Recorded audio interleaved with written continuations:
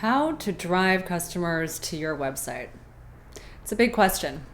I'm Shama Maher from Scaling Retail, and I'm going to give you 5 steps to drive more traffic to your website today. The number one thing that you need to do when trying to get people to see your products online is to actually take a step back and do an SEO overcheck on every single page and every single asset that you have online. This is something that's really going to help you over time, but the sooner you do it, the faster you're going to start to rank on engines like Google, on Bing, on Yahoo, and others, right? Meta tagging. What other information are you writing about on your websites on the back end? And as you might notice, if you ever do a search for anything on Google these days, it'll actually provide on the top images that are associated to your search. So images are a huge way that you can take advantage of ranking and ultimately getting people back to your website. Number 2, definitely pay close attention to your social media activity. Right? I know it's sometimes challenging to really rank and see where sales and traffic are coming from sites like Instagram, but there are now tools available to help you track, such as custom URLs, if you do a Google custom URL, or even redirecting and playing with the different URLs that you put on Instagram or Facebook to see which are really driving you traffic.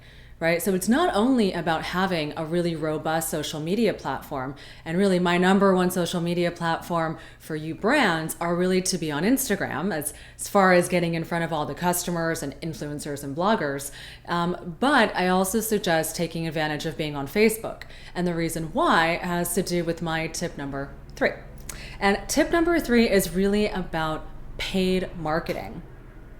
I know it's hard when you have a small company and you're really trying to figure out how to manage your budget or plan for marketing activities, but digital marketing and paid digital marketing can really come in hand. For example, on Facebook, you have access to get in front of 7 billion users, right? This is an amazing opportunity for you. Now, very easily on the back end of Facebook have they made it so that you can actually optimize your ads to get in front of your specific target customer. Now, be sure that on your ads as you start to create them, that your call to action button isn't simply a please like our page, but it's a visit our website. Right? Try different marketing campaigns using paid media strategies on avenues like Facebook. And what you'll end up finding is that over time, you're going to get more in front of the right customer, and the right customer is going to be coming back to your website. One last word on digital marketing. It's not just about the number of people who see your product. It's really about the number of people who come back to your website. Right? So as you sit there and you start to take a look at things like impressions or how many people are viewing your page, it's really about the number of people who are converting. So as you go through these marketing strategies and you recap these events, make sure to take a look at all of the metrics that you're tracking for. Number 4, take advantage of influencers and bloggers. Now, as we all know, they're not free these days, right? Influencers and bloggers have spent a lot of time building up their presence. So as you take a look and you start to figure out which of these influencers are going to be the best for you, I highly suggest taking a look at not only the number of people who are following them, but the number of people who are engaged, the number of people who are liking those photos. Are there brands out there that are also using these same influencers that are in your target market that are using them, right? If not, that influencer might not be a good fit, even though you might get excited because they responded to you and said they'd be interested in working with you. So just as it is important that these influencers find the right brands, it's also important that you find the right influencers to kind of help drive your business. Now, number 5 of my tips, really take advantage of cultivating your email newsletter.